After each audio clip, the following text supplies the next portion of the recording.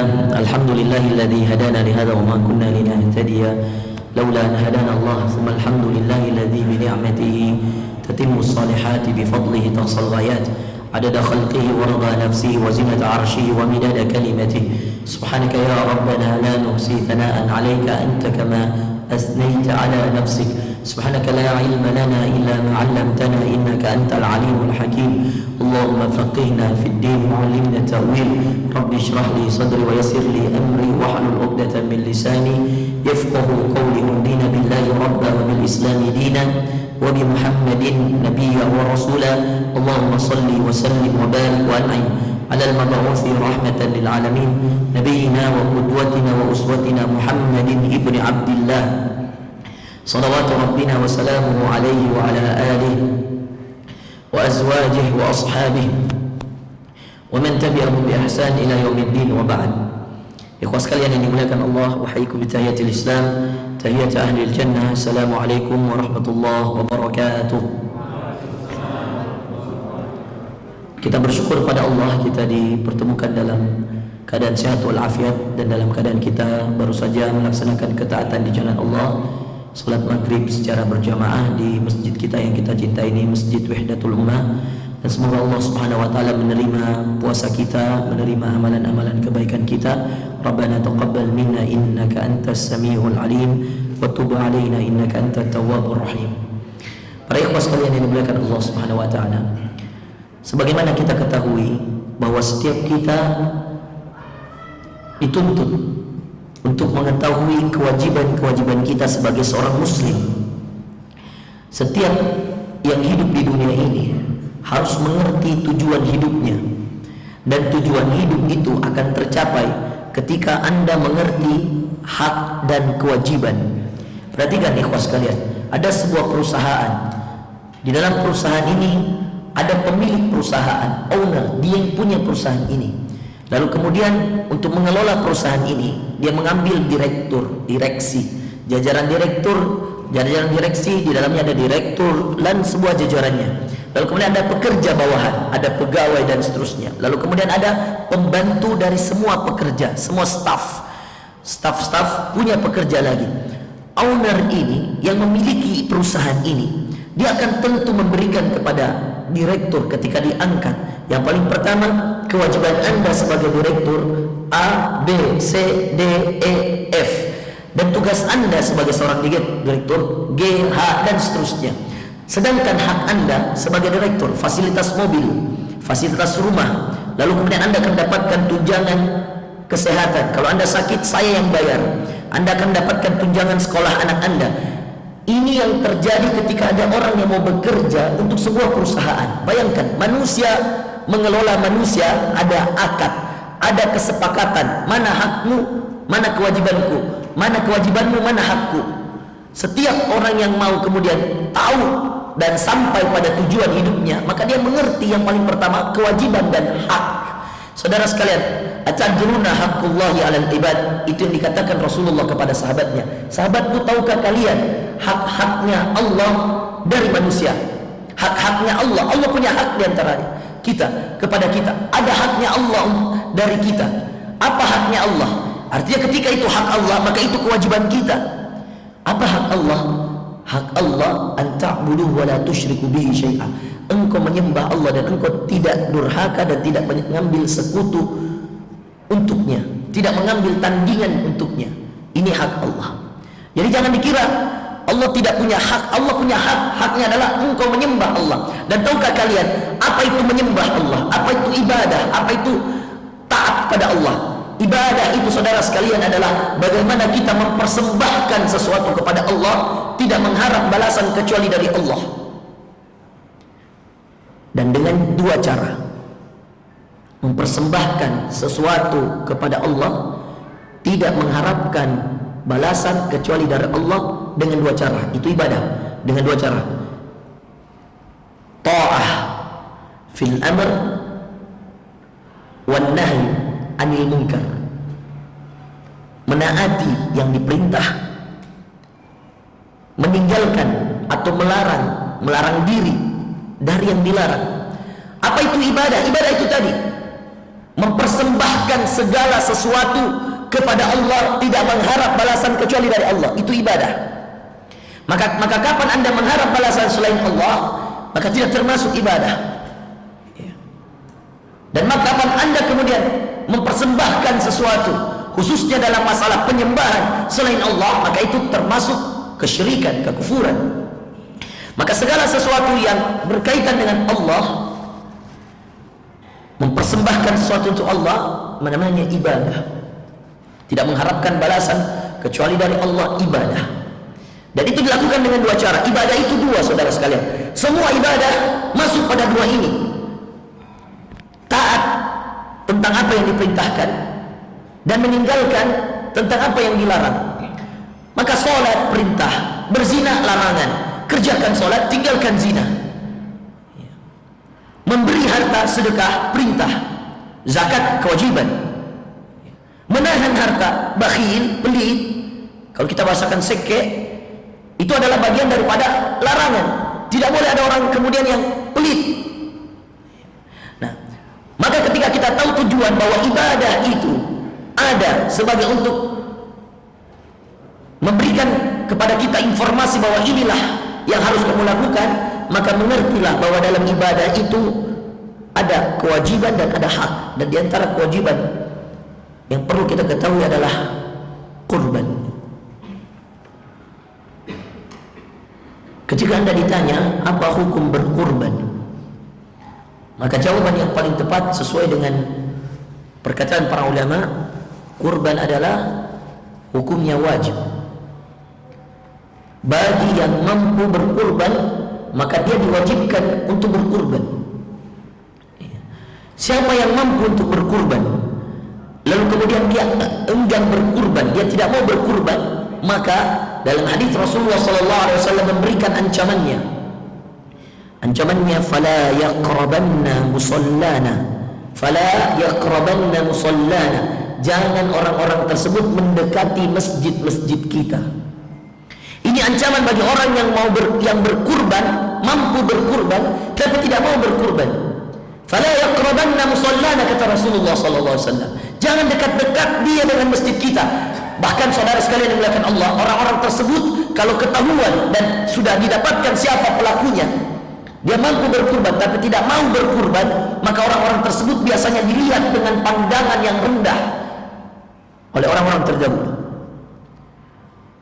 Saking hinanya itu kalau ada orang yang mampu berkurban tapi tidak mau berkurban. Makanya hadisnya jelas sekali, fala yaqrabanna musallana. Jangan mereka dekat-dekat dengan masjid-masjid kami, masjid-masjid kita, kata Rasulullah sallallahu alaihi wasallam. Dilarang mendekati masjidnya kaum muslimin, ikhwas sekalian. Nah, sekarang perhatikan, ketika ada orang yang meremehkan kewajiban, tidak mau menaati perintah, maka di sini terjadi pertanyaan besar. Ustaz, bagaimana dengan orang-orang yang kemudian tidak mau berkurban tapi dia tetap sholat, tapi dia tetap melakukan ibadah-ibadah yang lain? Atau ada orang yang melakukan perintah tapi di saat yang sama dia juga masih mengerjakan dosa. Di sini muncul pertanyaan. Maka ikhwas sekalian yang dimuliakan Allah Subhanahu wa taala, salatnya bisa jadi menjadi perantara ditolaknya amalan-amalan yang lain. Tidak maunya berkurban bisa jadi menjadi perantara ditolaknya amalan-amalannya yang lain. Jadi kalau ada orang yang tidak mau berkurban padahal dia mampu, maka bisa jadi amalan-amalan yang lain tertolak gara-gara satu perintah yang diremehkan. Dan begitu dalam agama, Anda tidak bisa mengambil sebagian lalu mengambil sebagian untuk dikerjakan, lalu membuang sebagian untuk tidak dikerjakan. Tidak bisa. Anda nggak bisa pilih-pilih dalam agama. Atu'minuna bi ba'dil kitab wa takfuruna bi ba'd. Apakah kalian beriman pada sebahagian Alkitab, Al-Quran, lalu kalian beriman berkufur pada yang lain? Anda mau mengambil sesuai yang dengan Anda suka, lalu Anda tidak mau pakai kalau Anda tidak suka? Nggak bisa. Ini bukan aturan manusia. Gak bisa Anda taati yang Anda suka, lalu Anda tidak taati kalau Anda tidak suka. Nggak bisa, ini aturan Allah.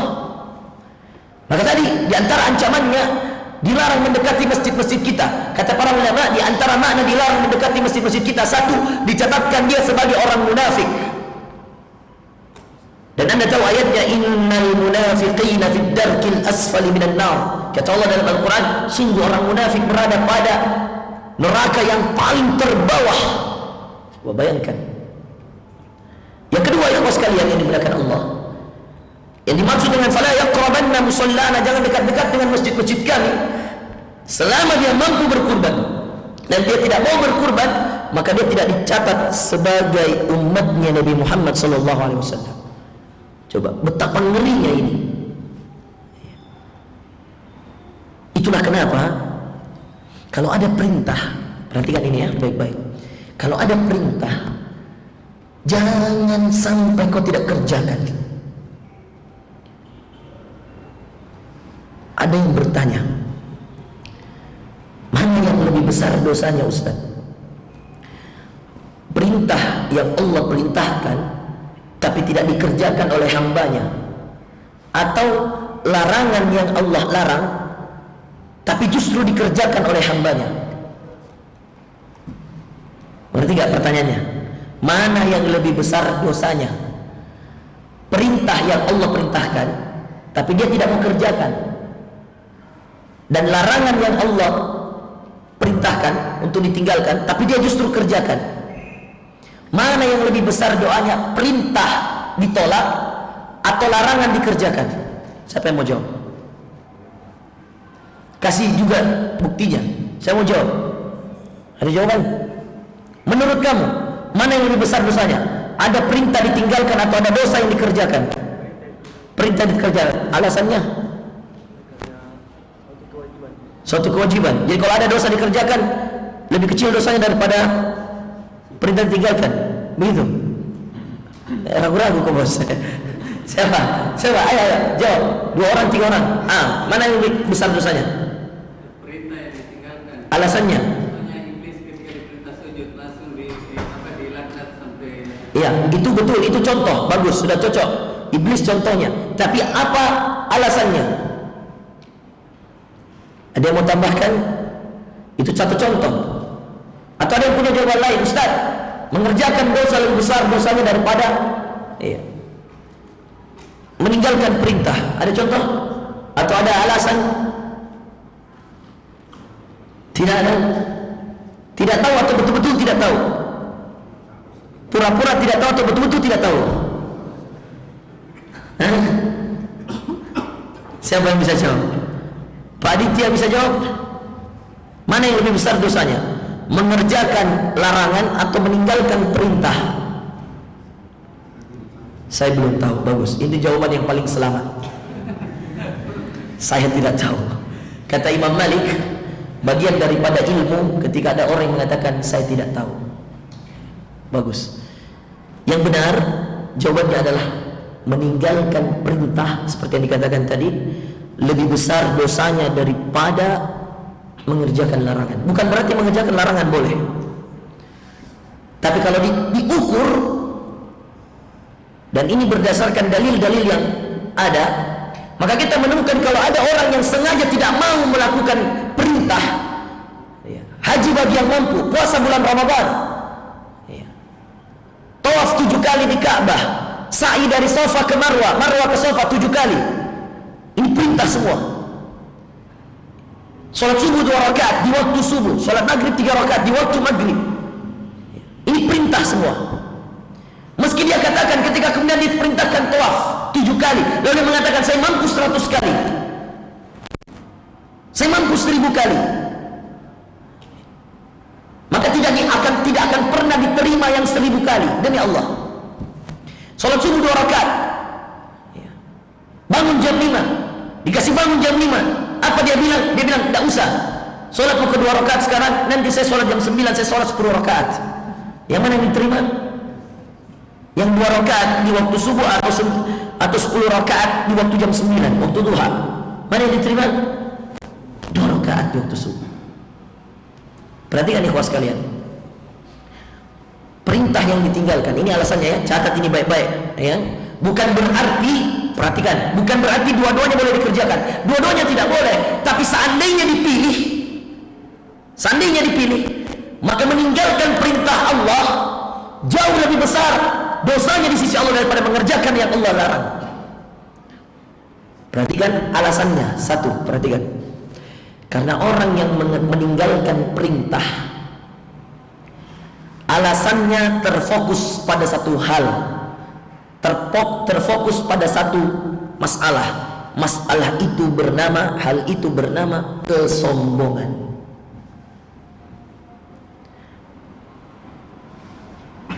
Saya direktur, kamu pegawai, tukang bikin teh, tuh? Dek, bikinkan dulu teh. Nggak mau lagi nggak mutka. Saya direkturnya, dek, dan memang dia tukang teh. Saya gaji dia untuk tukang bikin teh di tempat saya punya perusahaan. Dek, tabe bikinkan kak dulu teh. Nggak mau Ustaz. Kenapa Ki? Lagi nggak mutka. Sakit gak hati saya? Marah nggak saya? Nggak marah, aku pecat Joko. Ya, faham nggak? Coba Allah katakan berkurban, nggak mau ya. Kenapa? Nggak mau ya. Lagi banyak pengeluaranku. Kenapa nggak mau berkurban? Lagi nggak. Di situ coba posisikan diri kita. Yang menolak rata-rata apa saudara sekalian? Sombong. Apapun alasannya, kapan ada orang yang menolak perintah, maka dia tidak akan ada jauh-jauh kecuali nanti kembali pada satu titik, sombong. Tidak mau diatur, sombong. Menolak, sombong. Adapun orang yang mengerjakan larangan, perhatikan, dilarang, dia kerjakan. Itu biasa sumbernya banyak, alasannya banyak. Tapi kalau tadi meninggalkan perintah, menolak perintah, maka biasanya terfokus pada satu alasan, sombong. Kenapa tidak mau sholat? Mau mogok. Makanya di antara, perhatikan ikhwas sekalian, kata Rasulullah SAW, di antara orang yang paling sesat dan orang yang paling terlaknat,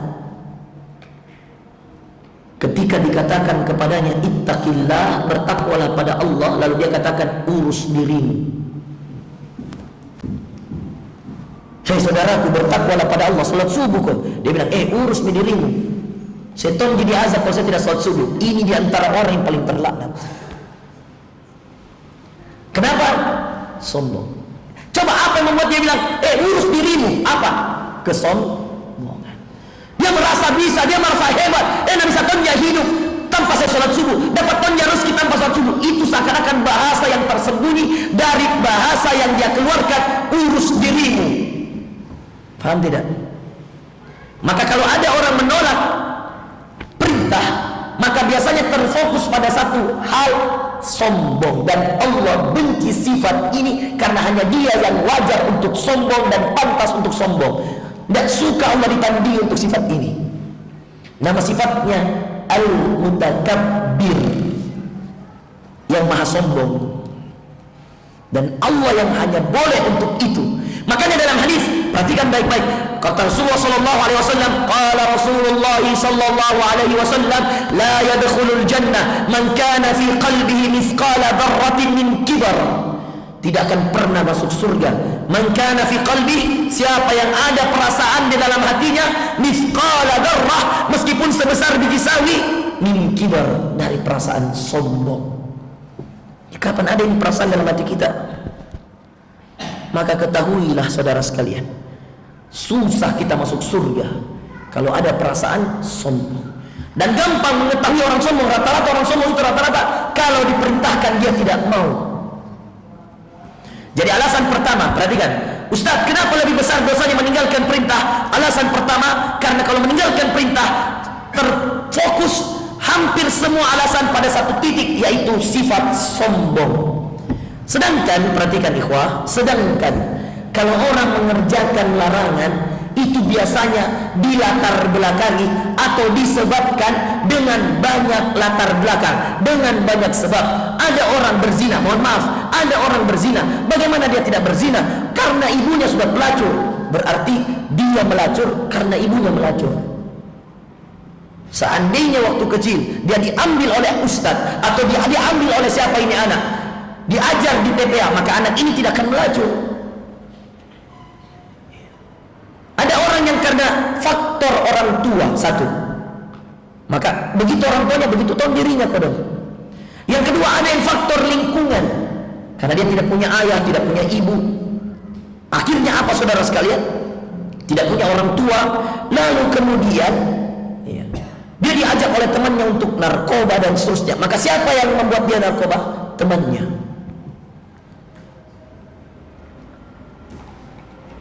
Atau ada yang faktor ketidaktahuan. Banyak faktornya, tidak tahu. Ketika dikasih tahu, ketika kemudian dia melakukan itu, ketika ditanya, kenapa kau mengambil uang di masjid? Saya kira boleh, tidak boleh. Ketidaktahuan. Atau faktor yang selanjutnya, rasa ingin tahu. Kenapa kau senyum? Rasa ingin tahu. Kadang-kadang dikatakan, kenapa kau pacaran? Mau rasakan Ustaz, bagaimana kita rasanya punya pacar. Faham? Banyak sebab. Makanya coba lihat saudara sekalian, Adam dilarang mendekati pohon. Wala taqraba hadhihi syajarah. Jangan kau dekati pohon ini Adam. Dan yang maksud pohon adalah pohon syajaratul khuld di dalam Al-Quran. Dilarang mendekati pohon, tapi dia dekati pohon. Dikatakan oleh para ulama, mendekatnya Adam ke pohon karena 3 hal. Satu godaan dari syaitan. Digoda terus sama syaitan. Karena gara-gara dia, syaitan dikeluarkan Allah dari surga. Maka digoda terus, dibisiki. Sampai dia mendekat pada pohon itu. Yang kedua, rasa ingin tahu. Adam ada rasa ingin tahunya. Maka dia dekat, apakah itu sebenarnya pohon? Kenapakah ini menjadi satu-satunya pohon? Bayangkan kalau Anda di semua tempat nikmat, semua nikmat. Saya kasih Anda rumah, silahkan Anda tinggal di rumah ini, tapi ingat, janganlah kau buka ini pintu. Bagaimana perasaan kalau kau tinggal di rumah lantai 5 begitu, tapi saya bilang jangan kau buka ini pintu dah. Kau bertanya, kenapa kak? Ada tol. Saya tanya antum ikhwas kalian, seandainya antum saya kasih rumah 5 lantai, lalu saya cuma bilang, akhi jangan kau buka ini pintu, sisanya terserah, kau mau jungkir balik, kau mau apa silahkan. Ada nggak penasaran dalam hati antum? Ada nggak penasaran? Pasti, apakah dalam intip nih, pakai ini dalamnya, betul atau tidak? Itu yang dirasakan Adam kira-kira. Ada rasa ingin tahu, penasaran.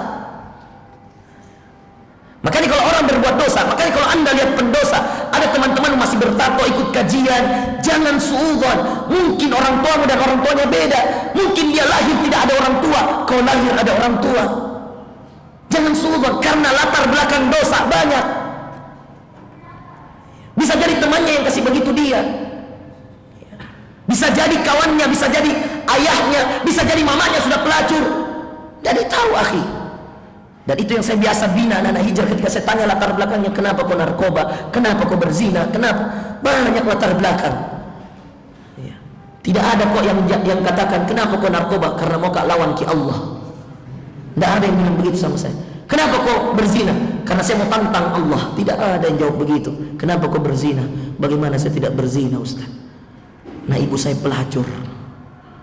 Coba, kau mau apa? Diamlah, saya seorang ustaz dikasih tahu begitu. Bagaimana saya tidak narkoba? Bapakku pengedar. Ya Allah, akhi, ketawa mungkin ini terjadi.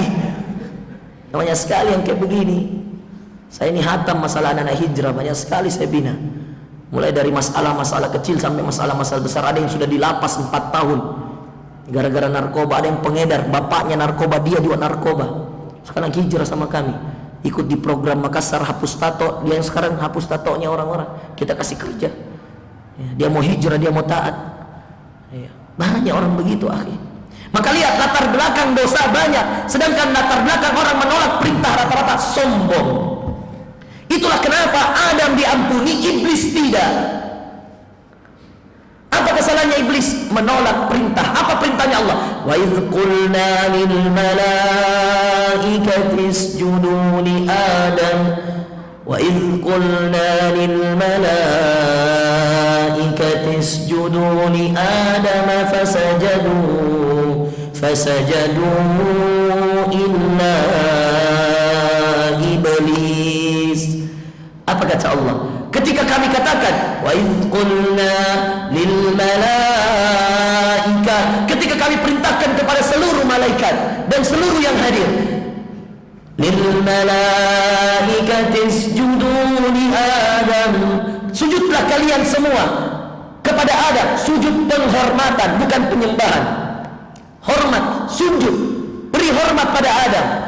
Kata Allah, fasajadu illa iblis. Semua sujud kecuali satu, iblis. Bayangkan, coba bayangkan, kalau upacara bendera saja, contoh waktu kita di SD, dia bilang itu pemimpin upacara, hormat, gerak, hormat semua. Baru Anda tidak mau hormat, paling depan lagi. Kalau nggak bilang kepala sekolah, kenapa kau tidak hormat? Coba. Atau kemudian hormat bendera, Anda tidak hormat. Coba bayangkan, tersinggung Pak, tersinggung. Atau kemudian Anda berbaris, ada presiden lewat, semua hormat kecuali Anda. Coba, sakit. Dan ini kaidah, lihat kaidah. Dan ini kaidah Quran.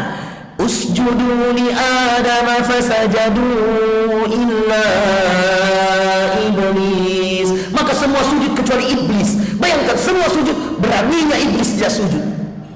Allah yang perintah ini kau, apapun alasannya. Meskipun setelah itu iblis mengutarakan alasannya, kenapa dia tidak sujud. Dia alasankan, ada sebuah alasan, saya jelaskan di sini. Usjudu li Adam, semuanya sujud. Illa iblis, kecuali iblis. Dalam Al-Baqarah dikatakan aba wastakbar. Dia menolak dan dia sombong. Aba menolak, wastakbar sombong. Dalam Al-Kahfi dikatakan illa iblis, kecuali iblis. Kana minal jin, dulu dia jin. Fafasaqa an amri rabbih, lalu dia menolak perintah Allah. Fasaqa an amri rabbih. Coba perhatikan. Maka ikhwas sekalian yang dimuliakan Allah, lihat, Adam dilarang mendekati pohon, dia dekati. Digoda oleh iblis, ada rasa ingin tahunya dan ada ketidaktahuannya. Ternyata kalau saya dekati, ternyata saya diturunkan ke bumi. Dia tidak tahu itu hukumannya. Akan bercampur tiga hal itu. Digoda syaitan, ada rasa penasaran mau tahu, dan ada rasa ketidaktahuan, dan ada pengetahuan yang tidak sampai darinya. Tidak cukupi pengetahuannya. Tapi iblis, ketika semua sujud dia tidak sujud. Apa dia katakan? Dan apa alasannya? Bagaimana mungkin aku menyembah dan aku bersujud pada orang yang kau ciptakan dari tanah, sedangkan aku engkau ciptakan dari api. Coba bayangkan. Maka ikhwas sekalian, di sini kalau kita jawab, ini panjang sebenarnya pembahasan, saya persingkat saja. Kalau kita mau bahas masalah perintah dan larangan, panjang sekali. Alasan yang pertama itu tadi, karena kalau orang menolak perintah itu rata-rata sombong, dan Allah benci sifat sombong. Makanya Adam, ketika kemudian melakukan kesalahan, karena dia rasa ingin tahu, karena dia, maka diampuni oleh Allah setelah dia 40 tahun bertobat. Rabbana zalamna anfusana, terus dia ulang-ulang itu. Sedangkan iblis tidak ada lagi taubat baginya. Coba bayangkan, iblis itu sudah pasti di neraka nanti. Adam diampuni mengerjakan larangan, iblis tidak diampuni menolak perintah. Maka saya nasihatkan pada antum, kalau antum pernah berbuat dosa, silahkan. Itu manusiawi dan kita semua pernah berbuat dosa. Tapi ingat, jangan sampai kau tinggalkan perintah Allah. Salat, jangan kau tinggalkan. Ada seorang yang hijrah, saya kasih cerita ya. Dia seorang pengusaha, Masya Allah, mapan, mobilnya 2 dan seterusnya mahal. Dia datang ke Makassar, di sebuah hotel dia panggil saya. Dia cerita, Ustaz, saya sudah hijrah. Saya, betul? Saya, iya Ustaz. Setelah lama dulu saya, mohon maaf, dia katakan saya main perempuan, saya begini. Saya karena saya banyak uang Ustaz dan saya masih muda, saya mau lakukan sesuai dengan kemauan saya. Terus saya tanya, pertanyaan saya langsung, rata-rata begitu kalau ada orang curhat, saya tidak mau terlalu lama dia cerita karena nanti terlalu lama waktuku, saya langsung to the point. Jadi, apa yang membuat Anda hijrah? Itu rata-rata pertanyaan saya. Apa yang membuat kau hijrah? Siapa yang membuat kau hijrah? Lalu dia katakan, saya tidak tahu siapa yang membuat saya hijrah Ustaz, tapi yang jelas satu ketika saya sholat, lalu disitulah saya tidak tahu mengapa saya mendapatkan perasaan yang lain. Dia sholat setelah dia berzina, dia sholat, di situ ada perasaan yang lain yang sangat mengganggu perasaannya, sangat mengganggu hatinya. Lalu setelah itu dia putuskan sendiri, tidak ada orang, tidak ada ustadz yang datang, dia putuskan sendiri untuk berhijrah. Lalu kemudian dia ikuti kajian-kajian saya di YouTube, lalu kemudian dia minta saya bertemu dengannya. Jadi lihat saudara sekalian, semua dosa itu ada titik jenuhnya, ada titik bosannya. Maka kalau ada orang berbuat dosa, berbuat kesalahan, jangan langsung dipatahkan dosanya. Karena kadang-kadang justru ketika Anda langsung patahkan dosanya, maka Anda justru memancing amarahnya. Contoh, ada peminum balok, kau ambil baloknya, lagi minum dia, kau ambil baloknya, percaya kalau tidak ada tumbuk kau. Caranya dia minum, bilang, Deng, dilarang Allah ini minum, Deng. Tapi kalau kita mau minum, ya bertanggung jawab sama Allah. Ada hukumannya berat sekali. Cuma saya kasih tahu kita, jangan kita tinggalkan sholat. Apapun dosa yang dia lakukan, akhi, ajak untuk sholat. Ini lebih baik daripada kau langsung hantam dosanya. Ajak dia sholat, suruh dia sholat. Silakan Anda menyanyi-nyanyi di stadion, tapi jangan kau lupa sholat. Saya kasih begitu supporter kalau saya ketemu. Saya kasih begitu. Sholat, merasa ada sesuatu yang beda. Nanti Allah yang berikan hidayah. Demi Allah, urusan Allah itu hidayah. Asal dia terus sholat, dia akan dapatkan itu. Nah teman-teman sekalian yang dimuliakan Allah Subhanahu wa ta'ala, perhatikan, ini sebenarnya ada banyak alasan para ulama menjelaskan kenapa perintah itu lebih berat hukumannya daripada dosa yang dikerjakan, perintah yang ditinggalkan. Satu tadi karena sifat sombong. Kalau kemudian larangan yang ditinggalkan, larangan yang dikerjakan itu karena berbagai latar belakang. Yang kedua alasannya juga, diantara alasan yang diungkapkan oleh para ulama kita, karena orang yang meninggalkan perintah itu adalah orang yang seakan merasa tidak ada yang mengatur bumi ini. Artinya dia menganggap Allah tidak ada. Dia hidup semaunya. Sebaliknya orang-orang yang mengerjakan larangan, mungkin masih saja ada Allah dalam hatinya, cuman karena syahwatnya yang tidak tertahankan, kadang-kadang nafsunya, dan banyak lagi alasan-alasan yang lain. Sekarang perhatikan ikhwas sekalian, di antara kewajiban-kewajiban dan di antara larangan-larangan yang Allah tetapkan pada kita, ada kewajiban yang namanya kurban. Dan hari ini kita masuk pada hari raya Idul Adha. Ini dimulai dari hari ini sampai nanti subuh kita sholat. Setelah sholat subuh kita sholat Idul Adha, lalu kemudian kita sembelih kurban kita. Dengarkan khatib lalu kita sembelih kurban kita. Ikhwas kalian dimuliakan Allah, saya beritahu pada antum, ada perintah-perintah yang kadang-kadang Allah tidak wajibkan. Ada perintah yang Allah wajibkan dengan syarat, dan ada perintah yang Allah wajibkan tanpa syarat. Ada perintah yang Allah tidak wajibkan tapi Allah anjurkan. Contoh, membaca Al-Quran. Kalau Anda tidak baca Quran, Anda tidak berdosa.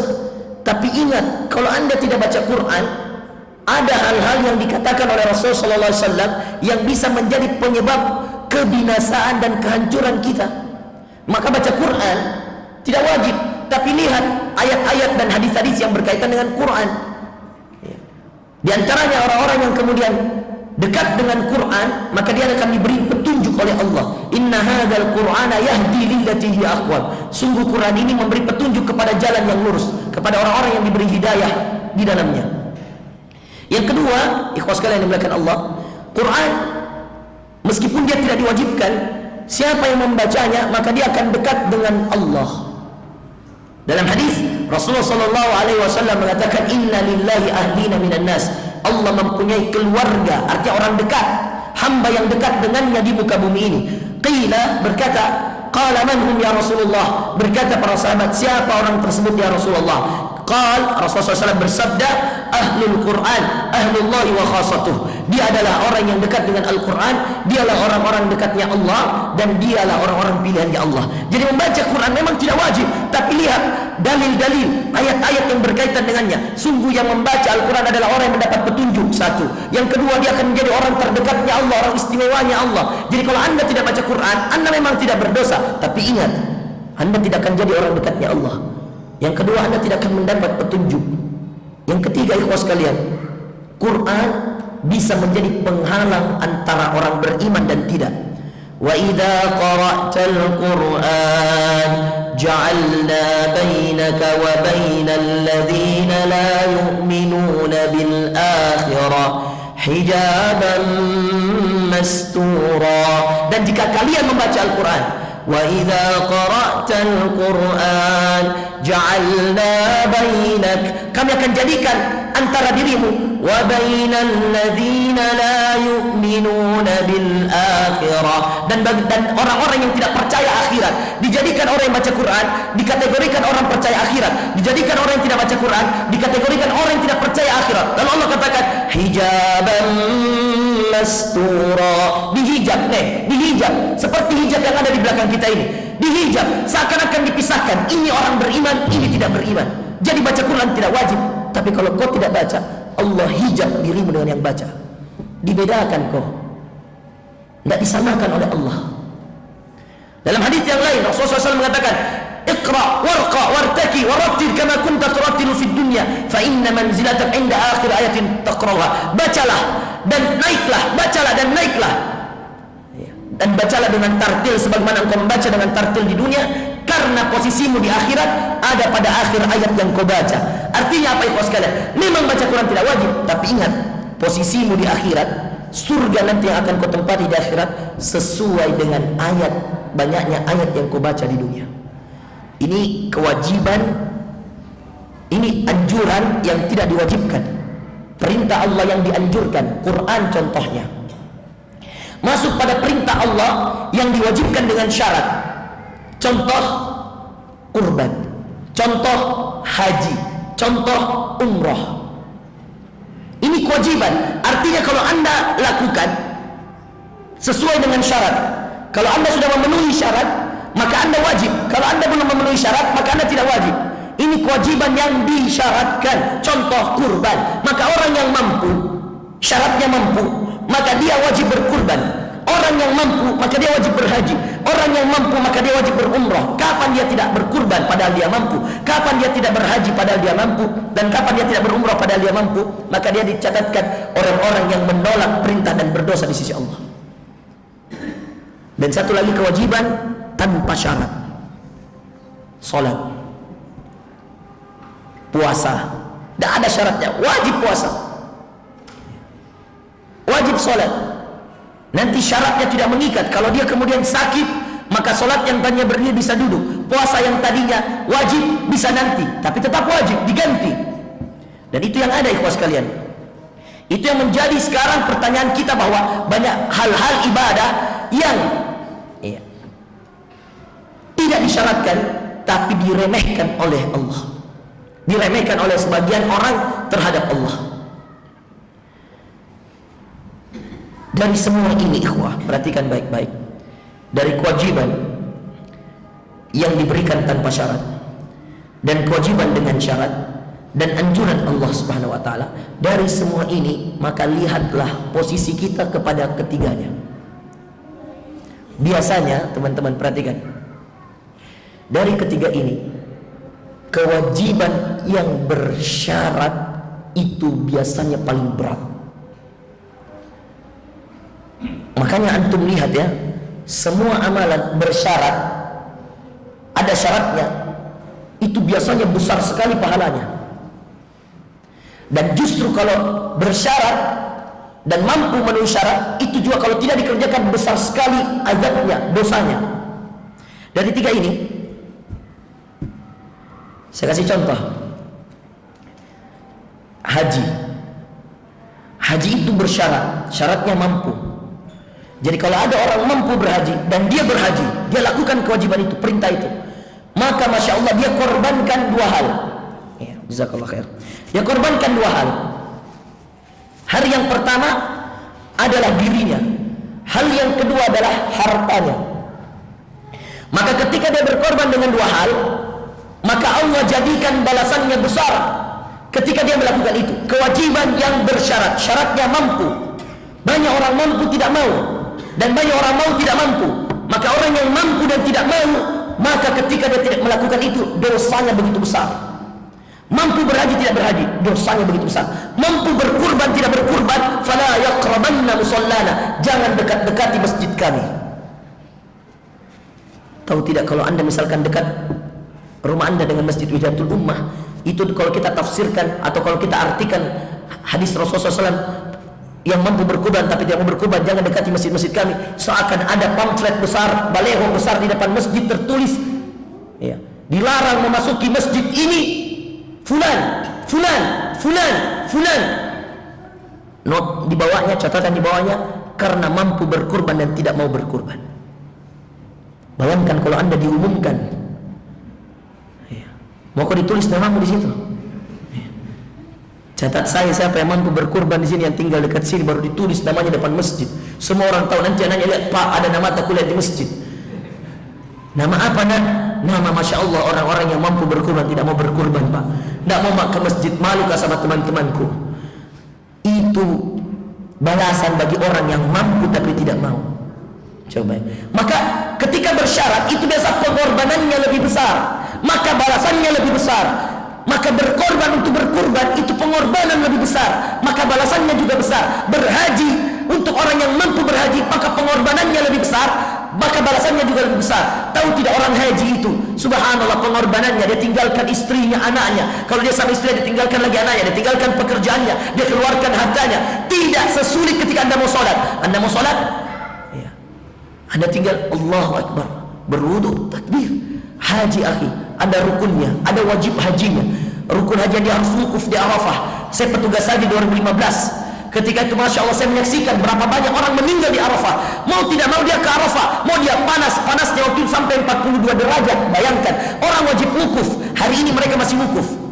Ini sekarang 7:30, kita beda 5 jam, 7:30, 7:30, 7:30, 7:30, 4, 7:30. Sekarang 7:30 di sana.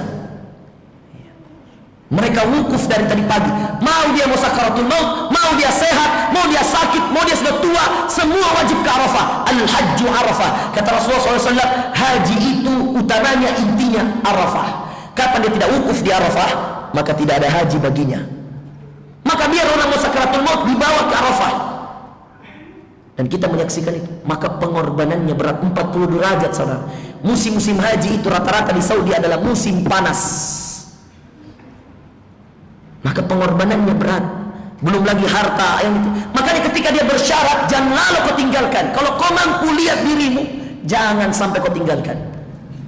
Kapan kau tidak kerjakan yang diwajibkan dan bersyarat, maka itu dosanya besar, karena balasannya juga besar. Makanya kata Rasulullah SAW, perhatikan bagi orang haji, al-hajjul mabrur laisa lahu jazaa'un illa al-jannah. Kata Rasulullah SAW, qala Rasulullah sallallahu alaihi wasallam, al-hajjul mabrur laisa lahu jazaa'un illa al-jannah. Orang yang hajinya mabrur, maka tidak ada balasan yang layak untuknya di dunia. Tidak ada bisa balas di dunia. Tidak ada kenikmatan dunia yang bisa membalas pahalanya orang yang berhaji mabrur. Tidak ada. Makanya kata Rasulullah, al-hajjul mabrur laisa lahu jazaa, tidak ada balasan yang cocok untuknya illa kecuali al-jannah, surga. Karena tidak ada apa-apanya nikmat dunia ini, tidak cukup untuk mengganti pengorbanannya orang yang haji. Seperti itu dengan orang yang berkurban. Kata Allah, la yanalallah, Allah tidak menerima luhumuha wala dima'uha, tidak menerima dagingnya dan tidak menerima darahnya, walakin, tetapi Allah, yanaluhu taqwa minkum, Allah menerima ketakwaan dari kalian.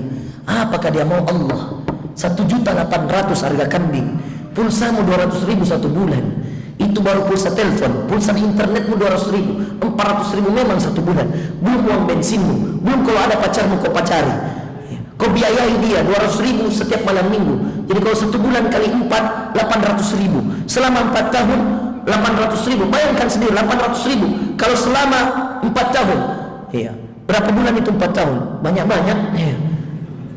Dan ujung-ujungnya yang nikahi sahabatmu. Disitulah sakitnya hatimu, iya.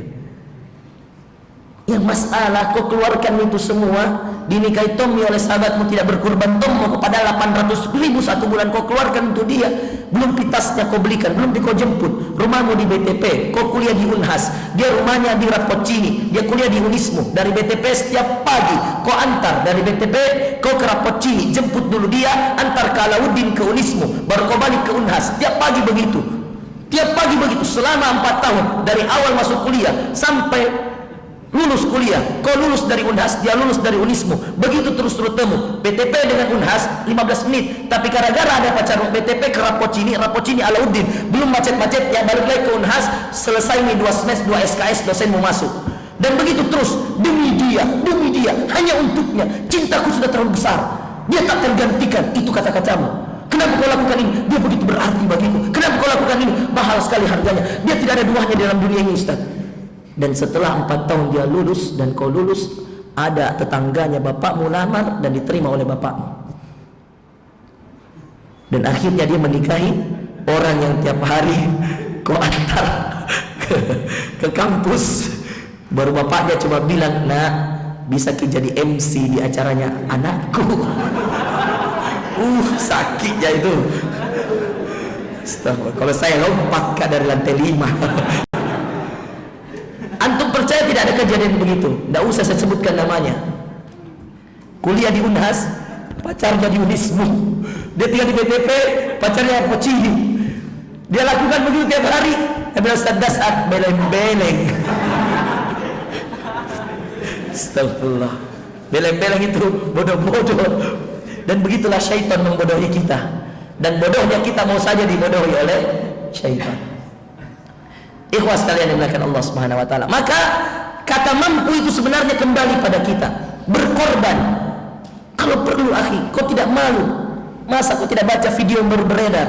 Penjual sampah kurban sapi, pemulung sampah kurban sapi 10 juta. Siapa yang baca? Siapa yang lihat ini videonya? Sudah lihat kan? Saya sudah lihat.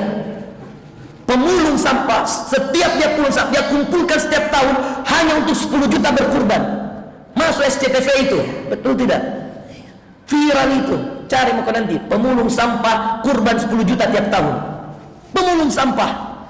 Maka kurban, haji, umroh, bohong kalau antum tidak punya uang ke umroh. 24 juta. Ya. Tidak mungkin. Ya. Uang pulsamu saja 300.000. Coba bayangkan, 300.000 kali 10 bulan saja 3 juta, saudara sekalian. Coba bayangkan, 300.000 kali 10 bulan 3 juta. Kok kali 5 tahun saja cukup lebih 20 juta ikhwah. Bayangkan. Dan itu kau katakan tidak mampu, bukan tidak mampu, tidak mau. Ada nih film apa judulnya itu? Emak-emak apa? Penjual bubur naik haji. Ya. Penjual pisang, jamaah saya penjual pisang, dia umrohkan dia, istrinya, 2 anaknya.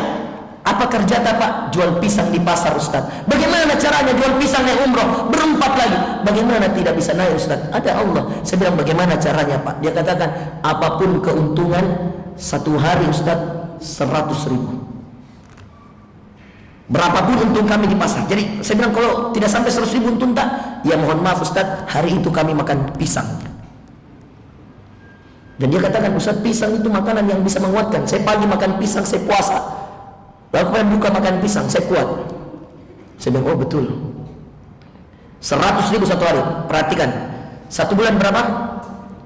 100.000 satu hari. Jadi kalau kurang dari 100.000 berarti mereka tidak makan. Itu yang dia tabung, 50 kah, 40. Apa yang dia bilang? Semenjak saya dengan istri komitmen untuk berangkat umroh sama-sama Ustaz, berempat, tidak pernah penghasilan kami di bawah 200.000. Allahu Akbar. Padahal sebelumnya katanya fluktuatif, naik turun. Semenjak dia komitmen untuk umroh, awal-awal memang agak susah. Bulan kedua, bulan ketiga tidak pernah di bawah 200.000. Ini syariat. Tidak mungkin ada kecuali pasti Allah tahu bahwa kita mampu mengerjakan. Tidak mungkin kita disuruh kurban kecuali pasti Allah mengerti bahwa hambanya mampu mengerjakan. Kecuali memang orang-orang terpilih, fakir dan miskin yang sangat sedikit jumlahnya. Jangan kau jadikan dirimu fakir sebelum Allah jadikan nanti kau fakir betulan. Jadi kalau kau mau berkurban dan kau merasa tidak mampu padahal kau beli pulsa 300.000 per bulan, artinya kau fakirkan dirimu sebelum Allah fakirkan kamu. Nanti Allah bisa jadikan itu suatu kenyataan dan jadilah kau orang fakir betulan yang tidak punya apa-apa. Na'udzubillah. Bisa saja Allah langsung bakar rumahmu. Bisa saja Allah langsung, mohon maaf, kasih banjir rumahmu. Itu gara-gara mungkin ada kewajiban yang kita tidak lakukan. Tidak mampu, tidak mungkin, tidak mampu kalau Allah mau mampukan. Masalahnya kita yang tidak mau. Saudara sekalian dimuliakan Allah, demikianlah ceramah kita hari ini. Maka pengorbanan ketika kita berkorban yang banyak. Ada diri dan ada harta. Saya berikan nasihat bagi yang belum berkorban. Kalau antum seorang anak, tanya bapakmu, apakah dia sudah berkorban? Kalau dia sudah berkorban dan antum memang belum mampu, maka ikutkan dirimu dalam niatnya. Maka insya Allah engkau termasuk dalam orang yang sudah berkorban diwakilkan oleh ayahmu. Tapi kalau anda seorang ayah yang mampu namun anda tidak berkorban, maka ini na'udzubillah. Tapi masih ada kesempatan. Sebelum sholat id nanti anda masih bisa berkorban. Bahkan kalau malam ini anda bayar, anda masih bisa. Nanti disembelihnya setelah salat Idul Adha. Setelah khatib naik, lalu kemudian setelah salat, lalu kemudian khatib naik. Setelah itu lagi tidak ada lagi, saudara sekalian. Maka segera yang belum berkurban segerakan. Segerakan diri anda untuk membayar kurban. Dan insya Allah Allah Maha mengganti rezeki-rezeki. Ustaz, ada tabunganku berapa? 10 juta. Tapi untuk uang panaiku ini Ustaz, bagaimana? Apakah saya sisihkan untuk kurbanku atau biar saya tabung untuk menikahku? Saya jawab, sisihkan untuk kurbanmu. Jadi kalau saya sisihkan Ustaz 10 juta, saya sisihkan kurbanku 2 juta, berarti tinggal 8 juta. Saya bilang iya, memang begitu. Bagaimana Ustaz uang panai? Nah itu juga dibutuhkan. Saya katakan nanti Allah yang cukupkan. Bukankah 10 juta yang kau pegang itu juga datangnya dari Allah? Iya Ustaz. Jadi kalau kau kasih kurban, kau berkorban untuk siapa? Untuk dirimu. Kepada siapa larinya ketakwaan itu? Kepada siapa larinya pahala itu? Untuk Allah. Maka mungkinkah Allah mendatangkan yang lebih banyak dari itu? Mungkin. Maka jangan ragu. Karena yang kasihkan kamu 10 juta Allah. Kenapa kamu ragu keluarkan 2 juta? Kau bilang nanti berkurang uang panaiku, padahal yang 10 juta yang sekarang ada juga datangnya dari Allah. Yang membuat kamu mampu beli motor Allah. Yang membuat kamu mampu beli handphone Allah. Yang membuat kamu mampu isi pulsa Allah. Mengapa kemudian kamu tanya-tanya dan bertawar-tawar, menawar-nawar ketika berkata dengan bagaimana Ustaz, mampu atau tidak, bisa atau tidak? Dan inilah sifat manusia, ketika untuk kesenangannya dia mampu bersegera, tetapi ketika untuk ketaatan dia selalu menunda. Itulah sifat manusia, untuk kesenangan duniawi selalu bersegera. Ya, ini sekarang keluar lot 10. Banyaknya orang pre-order, padahal itu yang pre-order belum berkurban. Beleng-beleng begini.